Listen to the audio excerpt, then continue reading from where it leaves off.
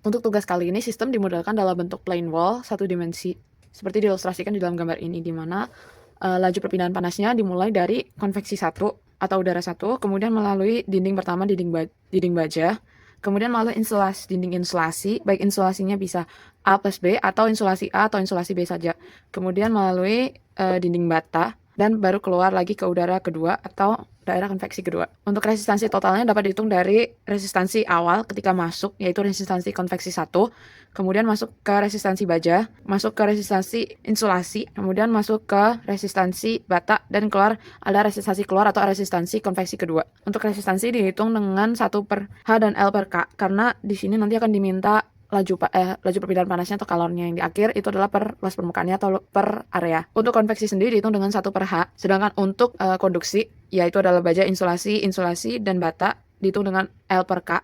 L adalah ketebalan dan K adalah konduktivitasnya. Setelah didapatkan nilai resistansi masing-masing, kemudian dihitung resistansi totalnya jika menggunakan insulasi A dan insulasi B. Dan juga kita bisa hitung panasnya menggunakan delta T per resistansi totalnya. Nah, dari ini kita bisa cari temperatur di setiap di setiap lapisannya dengan mengalihkan Q dan resistansinya.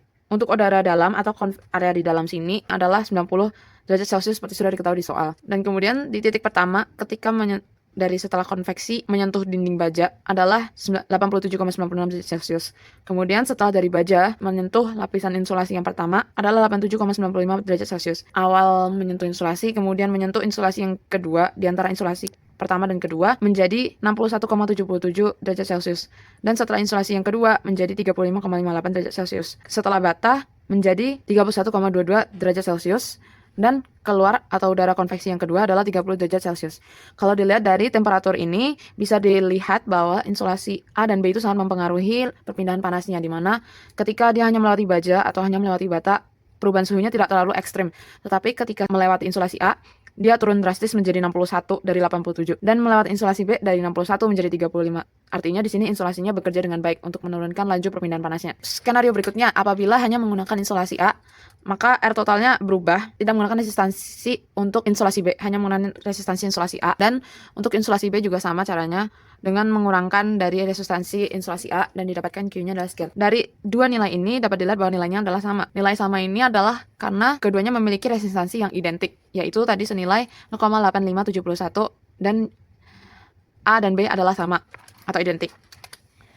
Di sini berarti insulasi A, meskipun dia memiliki nilai K atau konduktivitas yang kecil, tapi ketebalan dia kecil, jadi dia tipis. Sedangkan kalau insulasi yang B, dia memiliki konduktivitasnya 2 kali lipat dari A, dan tebalnya juga 2 kali lipat dari insulasi A.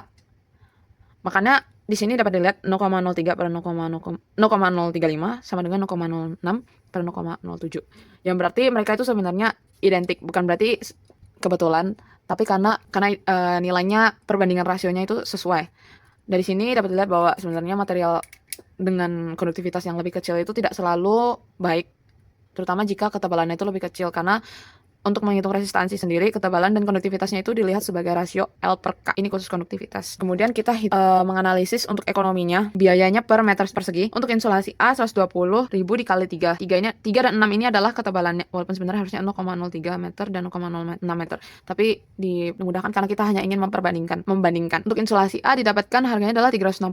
Sedangkan untuk insulasi B harganya juga tetap sama, yaitu 360.000. Nah, kalau dilihat dari sini, artinya kita sudah mendapatkan bahwa dia dari insulasi A dan B, dia memiliki resistansi yang sama. Dia juga memiliki panas yang dikeluarkan itu heat loss-nya sama ketika hanya menggunakan insulasi A atau hanya menggunakan insulasi B. Dan juga di sini biaya ekonominya ternyata sama juga. Secara kualitatif mereka itu sebenarnya setara atau sama. Tapi dapat dikatakan bahwa insulasi A itu lebih menguntungkan karena secara fisik atau jika dilihat dari ruang konstruksinya, A itu lebih hemat tempat karena ketebalannya lebih tipis, dan dia juga jadi lebih fleksibel untuk desain tentunya. Maka dari itu kita dapat simpulkan bahwa untuk resistansi, heat loss, dan biaya yang sama, insulasi A itu lebih menguntungkan. Nah, jika tersedia tambahan anggaran untuk menambah 2 cm insulasi, yang paling efektif dilakukan adalah untuk insulasi A. Kenapa? Karena ketika insulasi A ditambahkan 2 cm, dia mampu mengurangkan panas menjadi 23,67, sedangkan untuk insulasi B adalah 26,67. Nah, di sini nilai heat loss-nya baru berbeda daripada yang tadi. Maka dapat disimpulkan bahwa insulasi A memiliki konduktivitas yang lebih kecil, sehingga setiap tambahan dari ketebalan yang diberikan kepada resistansi dari insulasi A itu akan lebih